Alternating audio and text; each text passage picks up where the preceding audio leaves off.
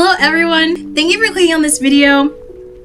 I'm starting this channel to share my journey into tech, especially to help women break into the space. I'll be posting weekly, maybe more often, and I'd love for you to comment, and subscribe.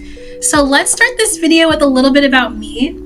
I'm 28 years old and I come from a background of customer service, restaurant work, cleaning, and odd jobs like sign spinning and flyer distribution. I went to community college but struggled because I wasn't passionate about my major. Balancing work and school was tough, and I often had to choose between financial stability and education. After years of dead-end jobs and no savings, I hit a breaking point. I started researching new paths and came across certifications. I tried things like daycare and food handler certifications, but nothing stuck. Eventually, I found an online platform called MedCerts and enrolled in their IT support program. I put down $2.99 to start, and it changed everything. It took me about 5 months to land my first tech job.